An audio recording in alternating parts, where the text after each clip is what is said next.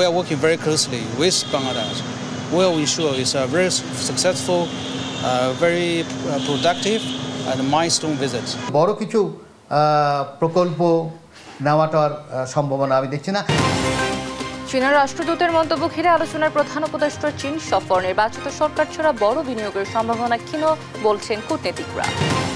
নিজেদের স্বার্থে দেশের সব প্রতিষ্ঠান ধ্বংস করে দিয়েছে ফ্যাসিস্ট আওয়ামী লীগ, বললেন তারেক রহমান। সবার আগে সংস্কারের কথা বলেছে বিএনপি।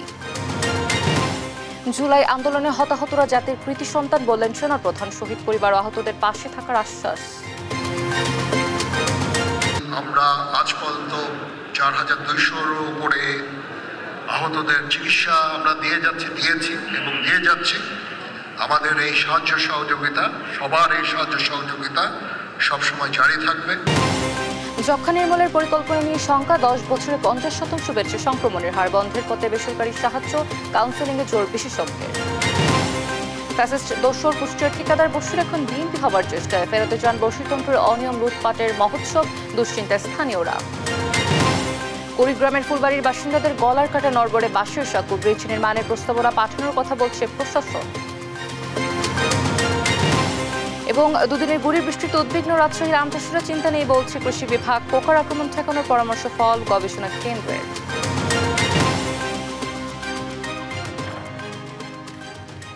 দেখছিলেন শিরোনামগুলো। সংবাদ সকালে আপনাদের সঙ্গে রয়েছে আমি অতসী সেন।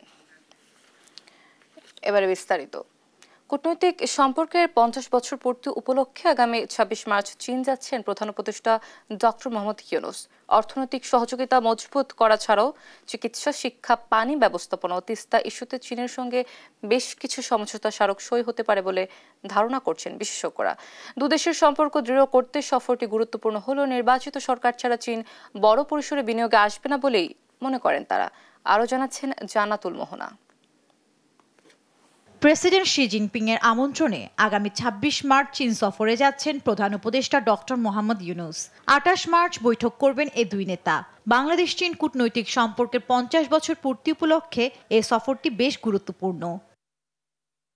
বাণিজ্য শুল্ক কমানো, হাসপাতাল নির্মাণ, পণ্য রপ্তানি, বাজেট সহায়তা, শিক্ষা, কৃষি, টেকনোলজি, তিস্তা মহাপ্রকল্প, রোহিঙ্গা ইস্যুসহ বেশ কিছু খাতে চীনা বিনিয়োগ বৃদ্ধিতে আলোচনা হতে পারে বলে জানিয়েছেন প্রধান উপদেষ্টা প্রেস সচিব। চাইনিজ জাতীয় হেলথ কোম্পানিগুলো তাদের হসপিটাল চেইনগুলো যাতে বাংলাদেশে এসে ইনভেস্ট করে। যদিও চীনা রাষ্ট্রদূত মনে করেন বড় কোনো ঘোষণা আসতে পারে প্রধান উপদেষ্টার চীন সফরে। বাংলাদেশ চীনের জন্য যা হবে মাইল ফলক। The most important function to celebrate 50th anniversary. So we are working very closely with Bangladesh. We will ensure it's a very successful, very productive and milestone visit. বিদেশ গিয়ে পয়সা খরচ না করে নিজ দেশের চিকিৎসা খাত উন্নয়নে চীনের সহযোগিতা চাওয়াকে ইতিবাচক মনে করছেন কূটনীতিকরা। শুধুমাত্র যে বাংলাদেশিরা চীন বা বিদেশে যাবেন সেই চিন্তা থেকে বের হয়ে এসে এই দেশগুলি বাংলাদেশে কিভাবে ইনভেস্ট করতে পারে এবং এই দেশের ওভারঅল পাবলিক হেলথ খাতে তাদের কন্ট্রিবিউশনটা কিভাবে ম্যাক্সিমাইজ করা যায় সেটা আসলে আমাদের এখন পলিসি হওয়া উচিত। তবে নির্বাচিত সরকার ছাড়া বড় পরিসরের বিনিয়োগ পাওয়ার সম্ভাবনা ক্ষীণ বলে মনে করছেন তারা। সেখানে দেখতে চাইবে যে কবে নির্বাচন হবে, নির্বাচিত সরকার কে হবে, কেউ বড় আকারে কিন্তু ইনভেস্টমেন্ট আসে, যার জন্য এমওইউ হয়তো অনেকগুলোই হবে হয়তো ইত্যাদি, কিন্তু বড় কিছু প্রকল্প নেওয়াটার সম্ভাবনা আমি দেখছি না। সেটা এমওইউ হলেও লাভ আছে হয়তো যেই সরকারই আসুক না কেন তখন সে হয়তো এটাকে সামনে নিয়ে যেতে পারে। 4 দিনের সফরের তৃতীয় দিন 28 মার্চ প্রধান উপদেষ্টা বেইজিং এর গ্রেট হল অফ দি পিপলে প্রেসিডেন্ট শি জিনপিং এর সঙ্গে বৈঠক করবেন এবং 19 মার্চ তাকে সম্মানসূচক ডক্টরেট ডিগ্রি দিয়ে সম্মাননা জানাবে পিকিং বিশ্ববিদ্যালয়। সেখানে বক্তব্য রাখবেন ডক্টর মোহাম্মদ ইউনূস। ওই দিনই তার দেশে ফেরার কথা রয়েছে। জান্নাতুল মোহনা, দেশ টিভি, ঢাকা। জনগণের প্রত্যাশা পূরণে রাজনৈতিক দলগুলো কি করবে তা নিয়ে আলোচনার আহ্বান জানান বিএনপির ভারপ্রাপ্ত চেয়ারম্যান তারেক রহমান। আর দলের স্থানীয় কমিটির সদস্য মির্জা আব্বাস বলেন, বিএনপিকে আওয়ামী লীগের দিকে ঠেলে দেওয়ার কোনো সুযোগ নেই।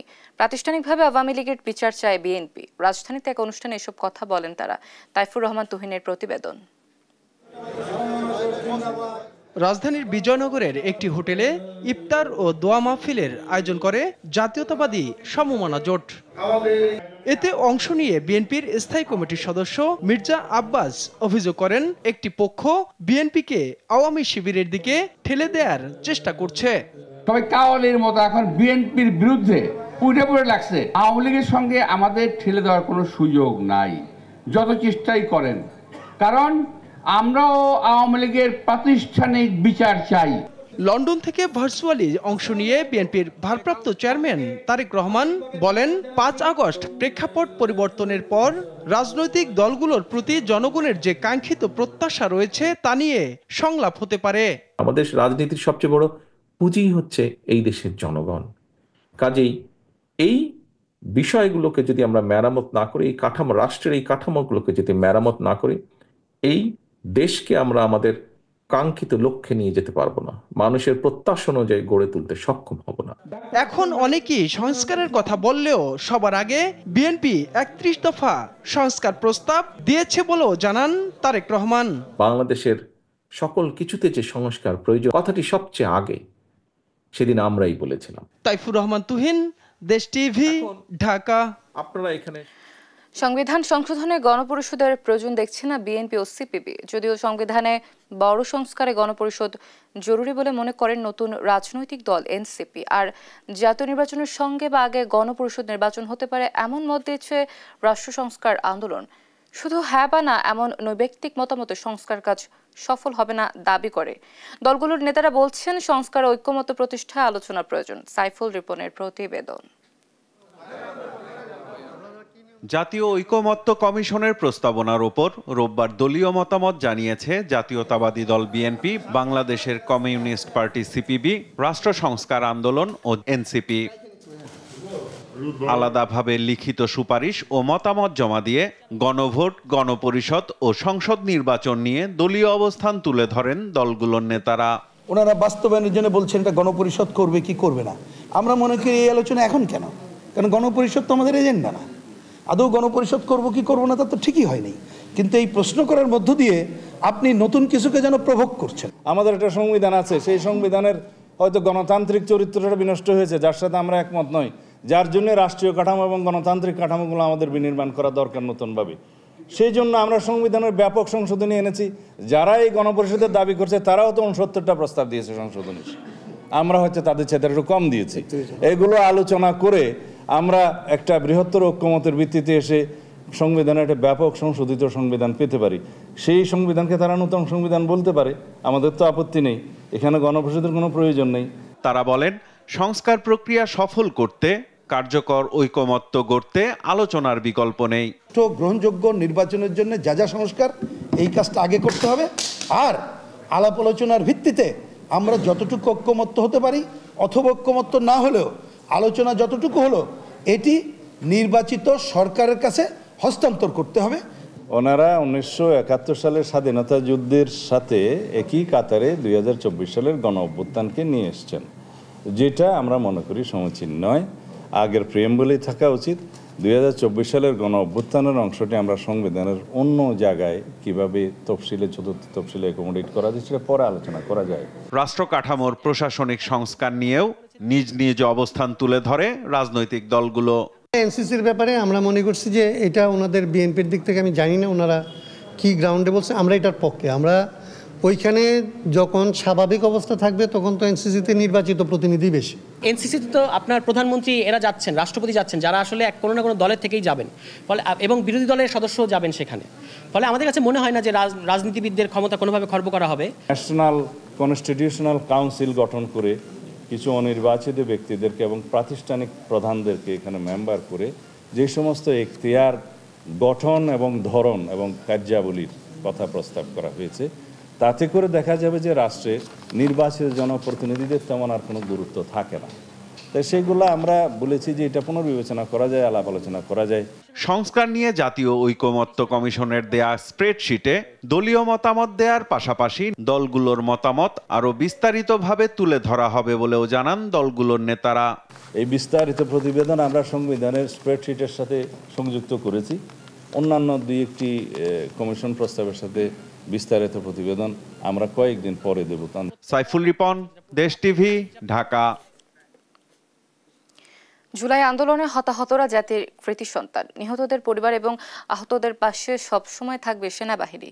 এসব কথা বলেছেন সেনাপ্রধান জেনারেল ওয়াকারুজ্জামান।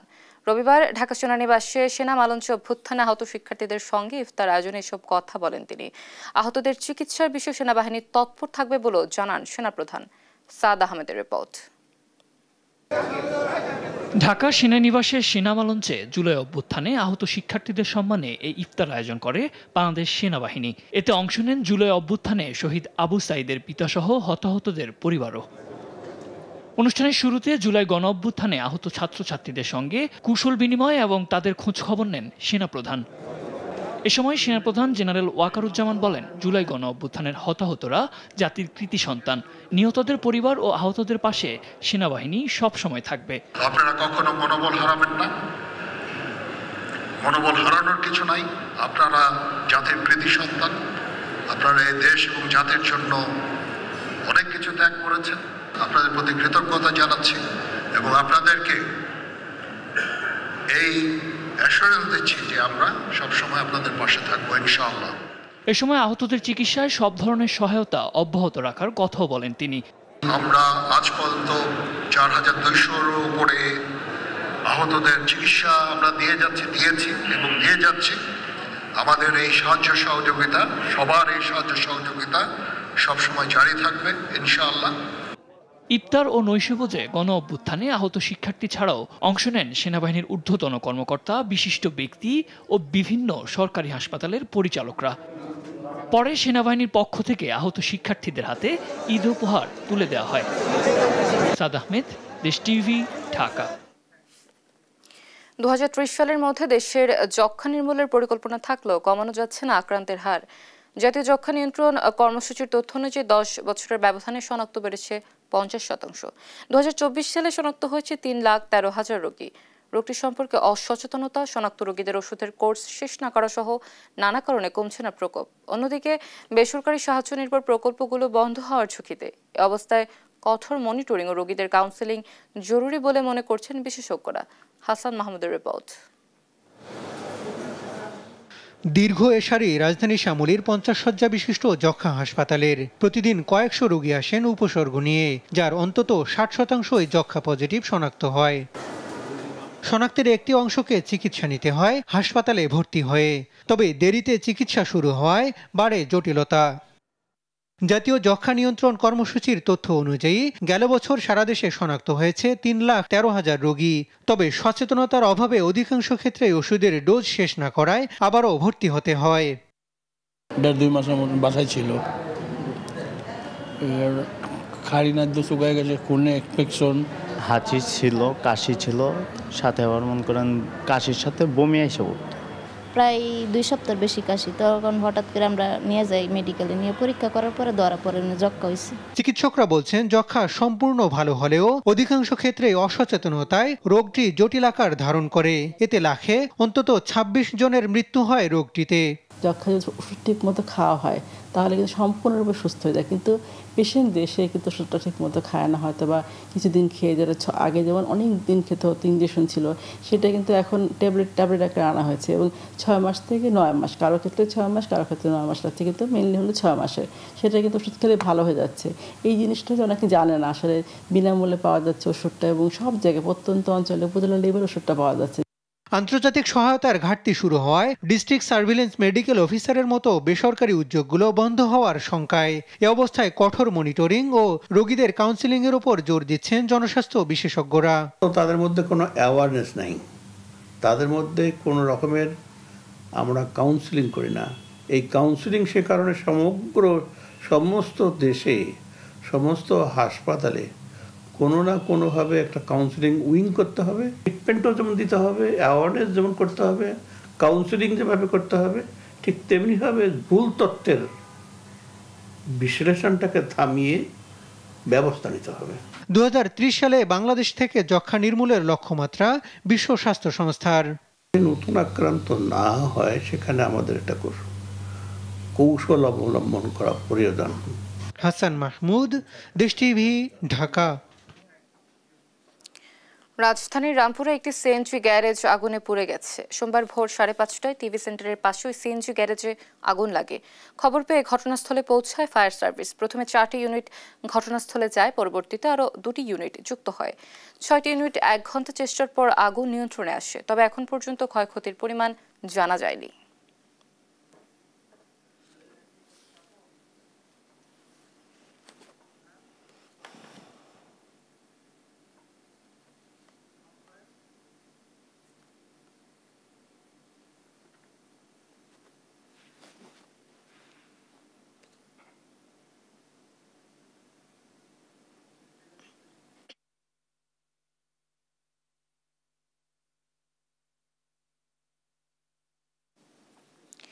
রাজধানীর বনানী ও গুলশানে কয়েকটি স্পা সেন্টারে অভিযান চালিয়ে অসামাজিক কর্মকাণ্ডের সন্ধান পেয়েছে র্যাব।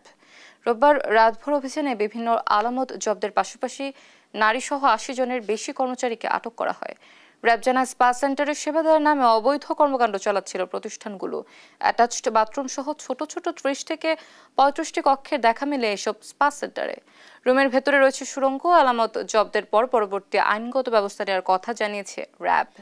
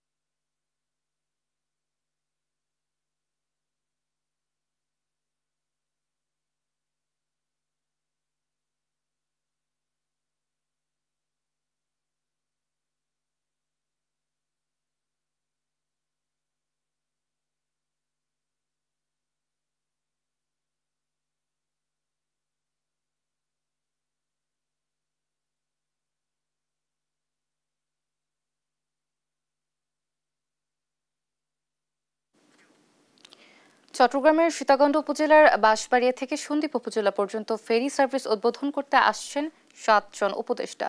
আয়োজনে ভার্চুয়ালি যুক্ত হয়ে বক্তব্য রাখবেন প্রধান উপদেষ্টা ডক্টর মোহাম্মদ ইউনূস। আরও জানাতে যুক্ত হচ্ছেন সহকর্মী AKM নাজিম। নাজিম, কোন কোন উপদেষ্টারা থাকছেন আয়োজনে? স্থানীয়দের মধ্যে কেমন উৎসাহ উদ্দীপনা দেখছেন আমাদের জানাবেন।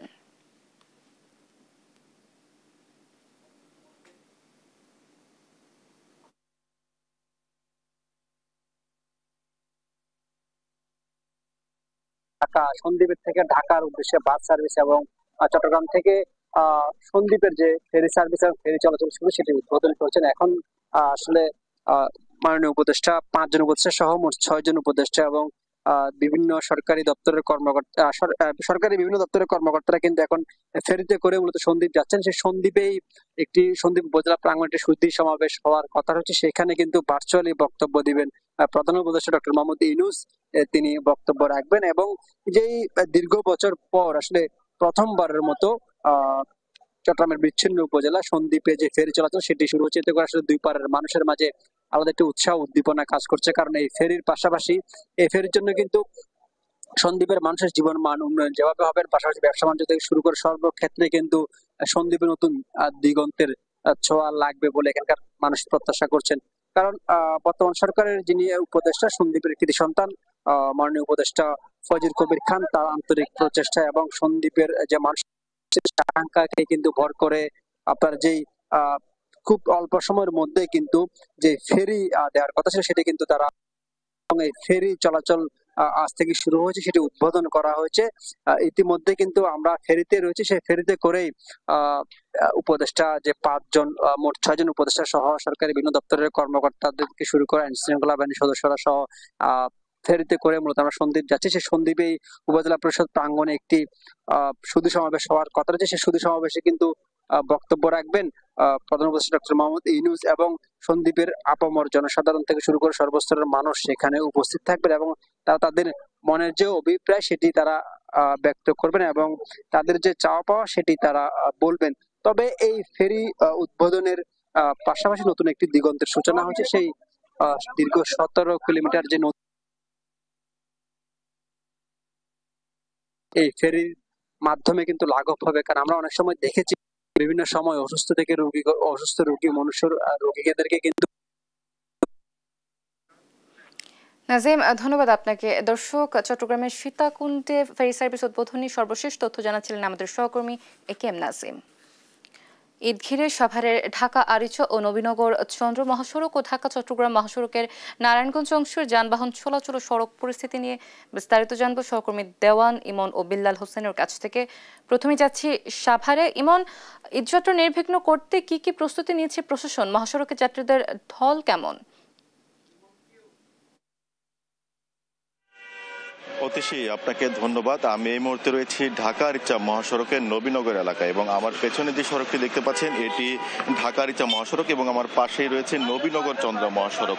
ঢাকা আরিচা মহাসড়কের বিষয় যদি একটু বলি, যে এই যে ঈদ যাত্রা, ঈদে ঘরমুখ মানুষের এই সড়কটিতে কোনো ধরনের দুর্ভোগের সংখ্যা না থাকলেও কিন্তু পাশের যেই নবীনগর চন্দ্র মহাসড়কটি রয়েছে এই সড়কে যেহেতু এলিভেটেড এক্সপ্রেসওয়ের নির্মাণাধীন কাজ চলছে, সেই ক্ষেত্রে কিন্তু এই সড়কটিতে কিন্তু যানজটের সংখ্যা রয়েছে এবং এটি নিরসনে আমরা গতকাল থেকে দেখেছি যে উপজেলা প্রশাসনের উদ্যোগে সড়কের পাশে যে সমস্ত ফুটপাতগুলো গড়ে উঠেছে সে সমস্ত ফুটপাত কিন্তু তারা উচ্ছেদের অভিযান পরিচালনা করছে। পাশাপাশি আমরা এলিভেটেড এক্সপ্রেসওয়ের কর্তৃপক্ষকেও দেখেছি যে সড়কে যে সমস্ত খানাখন্দ সৃষ্টি হয়েছে এই উন্নয়ন প্রকল্পটির কাজ করতে গিয়ে সেটিও কিন্তু নিরসনে কিন্তু তারা তাদের সাধ্য অনুযায়ী কিন্তু খানাখন্দের যে সংস্কার কাজ সেটি কিন্তু চলমান রয়েছে। পাশাপাশি আমরা কথা বলেছিলাম হাইওয়ে পুলিশ কর্তৃপক্ষের সাথে। হাইওয়ে পুলিশের সাভারের যিনি ইনচার্জ রয়েছেন তিনি আমাদেরকে যেমনটি জানিয়েছেন যে ঈদ উপলক্ষে কিন্তু তারা নানা ধরনের উদ্যোগ গ্রহণ করেছেন। বিশেষ করে ঢাকা আরিচা মহাসড়ক যেটি রয়েছে এই সড়কটিতে কয়েকটি পয়েন্ট দিয়ে কিন্তু তারা এই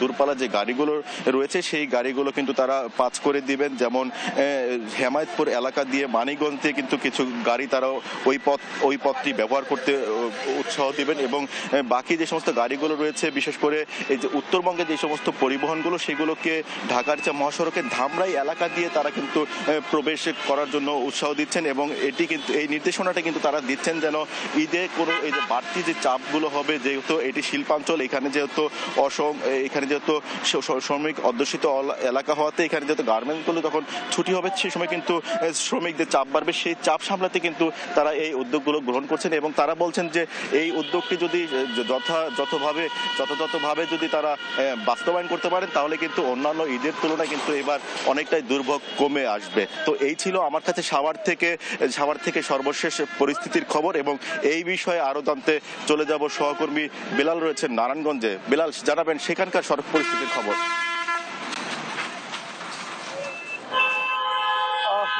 আপনি জানেন যে ঈদযাত্রায় ঢাকা চট্টগ্রাম এবং সিলেট এই দুটি মহাসড়ক অত্যন্ত গুরুত্বপূর্ণ একটি মহাসড়ক। এই দুই মহাসড়কে প্রতি বছরই এই যে ঈদযাত্রায় রাজধানী ছেড়ে কিন্তু প্রায় কোটি মানুষ বাড়ির পথে রওনা হয়। তো ইতিমধ্যেই নারায়ণগঞ্জের অংশ হয়ে যারা রাজধানী ছেড়ে তাদের বাড়ির উদ্দেশ্যে রওনা হচ্ছেন সেই মানুষের কিছুটা ভিড় কিন্তু যতই সময় যাচ্ছে, ঈদ যত কাছে আসছে ততই কিন্তু এই ভিড়ের সংখ্যা কিন্তু আমরা বাস কাউন্টারগুলোতে বাড়তে দেখেছি। মহাসড়কে স্বাভাবিক সময়ের তুলনায় কিন্তু এখন যানবাহনের চাপও কিন্তু অনেকটাই বেশি।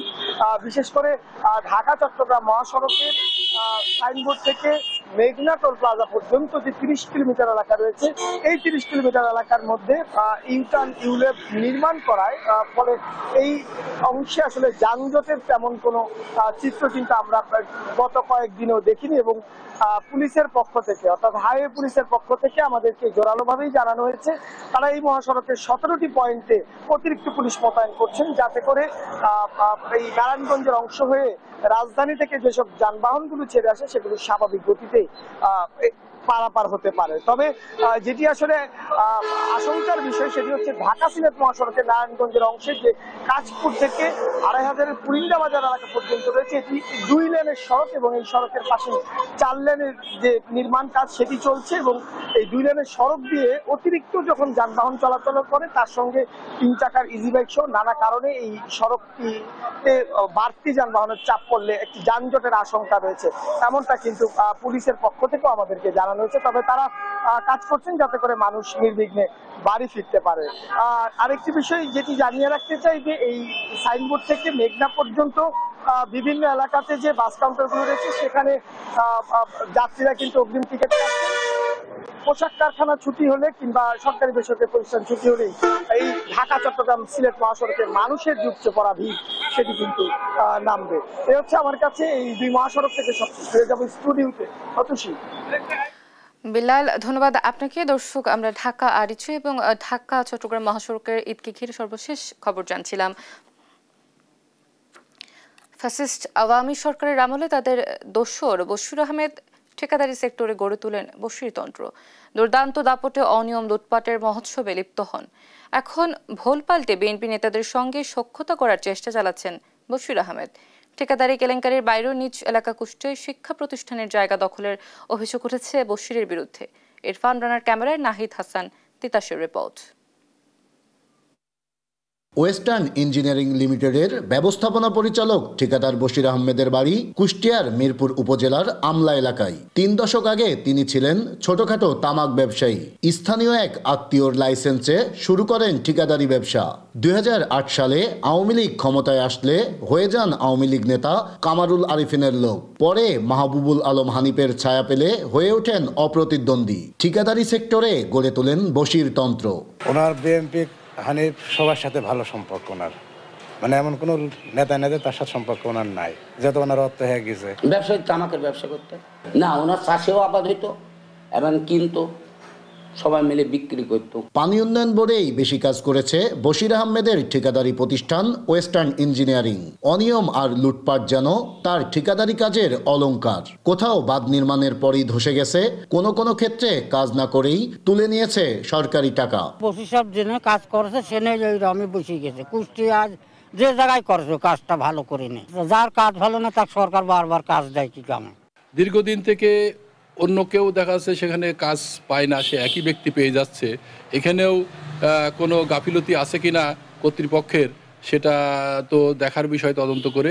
এত অভিযোগ তারপরও কুষ্টিয়ার তালবাড়িয়া ও শিলাইদা এলাকায় বাঁধ নির্মাণ প্রকল্পের 250 কোটি টাকার কাজ করছে বশিরের ঠিকাদারি প্রতিষ্ঠান। এ নিয়ে দেশ টিভি মুখোমুখি পানি উন্নয়ন বোর্ডের এই কর্মকর্তার। তো সিপিটু বলেন বা অন্যান্য কর্তা থেকে ইজিপিতে তাকে এখনো ডিবার করা হয়নি বা কালো তালিকাভুক্ত না করার কারণে তার লাইসেন্সে বলে উনি আসলে কাজটা পেয়ে থাকেন। এদিকে ঠিকাদারি কেলেঙ্কারির বাইরেও বশির আহমেদের বিরুদ্ধে রয়েছে নিজ এলাকা আমলাতে শিক্ষা প্রতিষ্ঠানের জমি দখল করে বহুতল ভবন নির্মাণের অভিযোগ।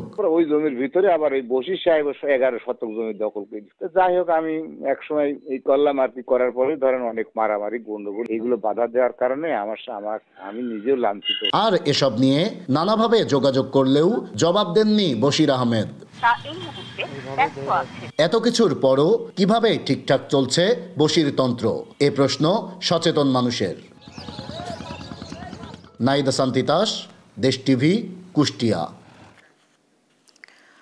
কুড়িগ্রামের ফুলবাড়ী উপজেলায় 100 মিটার দৈর্ঘ্যের নরবরে বাস্যসাঁকুটি গলার কাটা হয়ে দাঁড়িয়েছে 10 গ্রামের মানুষের।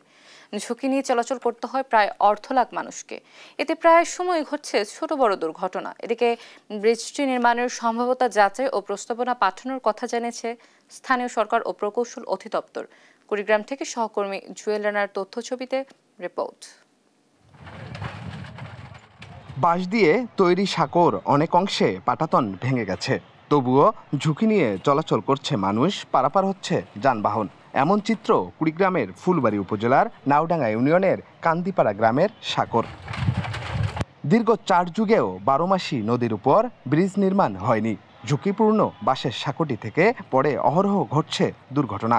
তারপরেও কৃষিপণ্য আনা নেয়া সহ জীবনের ঝুঁকি নিয়ে চলাচল করছে কোমলমতি শিক্ষার্থীরাও। বন্যার সময় মানে অনেক লোক এই নদীতে পড়ে যায়, বুঝছেন, চাঙা ভাঙে পড়ে যায়। যাওয়ার সময় আমরা অনেক ভয় পাই, কারণ এখানে ভাঙাচোরা ভাঙাটা পড়ে যাওয়ার সম্ভাবনা বেশি, এখানে রিস্কে। অনেক সবজি আবাদ হয়, ধান আবাদ হয়, কিন্তু আমরা পরিবহন করতে পারি না, সম্পূর্ণ ঘাড়ে বহন করা লাগে। স্থানীয়দের অভিযোগ, নির্বাচনের সময় সাঁকোর জায়গায় সেতু নির্মাণের প্রতিশ্রুতি দেয়া হয়, কিন্তু নির্বাচনের পর আর জনপ্রতিনিধিদের দেখা মেলে না। আমাদের মেম্বার চেয়ারম্যান 25-30 বছর হয় বলে যে ব্রিজ দেবো, আমাদের ভোট দাও, এমপি এসে এমপি ওই একই কথা বলে। অনেকবার এইভাবে আমাদেরকে ঠকাই গেছে। অবহেলিত এলাকা, এই যে হাংলার ব্রিজটা, এই ব্রিজটা মনে করেন যে এর আগেও 2 বার মোটরসাইকেল পড়ে গেছে, পড়ে যায় একটা লোকের হাত পা ভাঙে গেছে। ব্রিজ নির্মাণে বিভিন্ন জায়গায় যোগাযোগ করে সাড়া মেলেনি।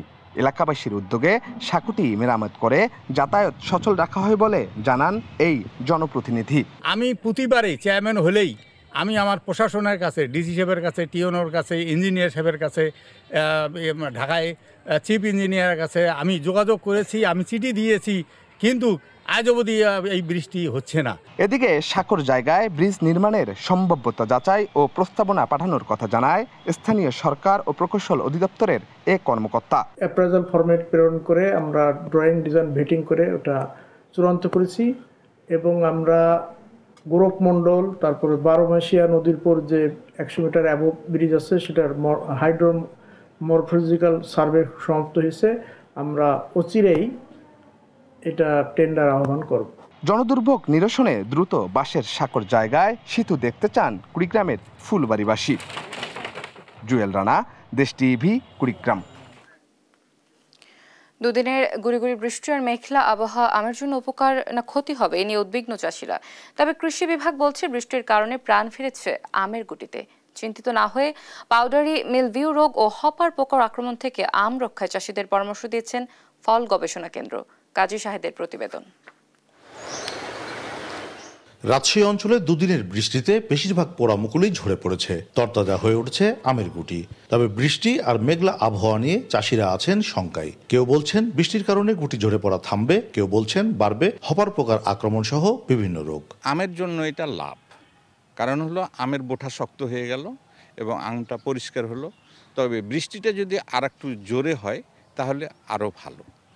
আর সেই ক্ষেত্রে মেঘলা আবহাওয়া থাকলে কিছু ক্ষতি হতে পারে। হোপারের ভাবটা বেশি হয়, তো হোপারের জন্য স্প্রে আছে, লিকুইড স্প্রে করলে হোপার পোকাগুলো মারা গেলে এই রোগের হাত থেকে বাঁচা যায়। কৃষি বিভাগ জানিয়েছে মেঘলা আবহাওয়ায় আমের গুটিতে পোকার আক্রমণ হতে পারে। ক্ষতি এড়াতে তাই কৃষকদের পরিমিত মাত্রায় কীটনাশক ব্যবহারের পরামর্শ দেওয়া হচ্ছে। মেঘলা আবহাওয়া 2-1 দিন কন্টিনিউ করে এবং কোনো বাগানে যদি হপার থেকে থাকে তবে একটু সমস্যা হতে পারে। হ্যাঁ, হপার থাকলে পাউডারি মিলডিউ রোগটা হতে পারে, হপার আমের মুকুল চুষে ফেলতে পারে। তবে এক্ষেত্রে আমাদের কৃষি সম্প্রসারণ অধিদপ্তর কৃষকদের অনুমোদিত মাত্রায় ছত্রাকনাশক কীটনাশক স্প্রে করতে বলা হচ্ছে এবং কৃষক এই ব্যাপারে সচেতন আছে। তবে বৃষ্টি আমের জন্য অনুকূল বলছে ফল গবেষণা কেন্দ্র। কীটনাশকের ব্যবহার ও পরিচর্যার নানা বিষয়ে চাষিদের পরামর্শ দিচ্ছেন বলেও জানান ফল গবেষকরা। এই মুহূর্তে যে আমের গুটি চলে আসছে, তাই যারা সেকেন্ড স্প্রে অর্থাৎ দ্বিতীয় স্প্রেটা দেয় না তাদের জন্য আমার পরামর্শ হচ্ছে যে অতি সত্বর এখানে আমাদের একটা স্প্রে অর্থাৎ এখানে একটি ছত্রাকনাশক এবং একটি কীটনাশক স্প্রে করা জরুরি। এবছর রাজশাহী জেলায় 19,603 হেক্টর জমিতে আম উৎপাদন করা হবে। লক্ষ্যমাত্রা 2,60,000 মেট্রিক টন। কাজী শাহেদ, দেশ টিভি, রাজশাহী।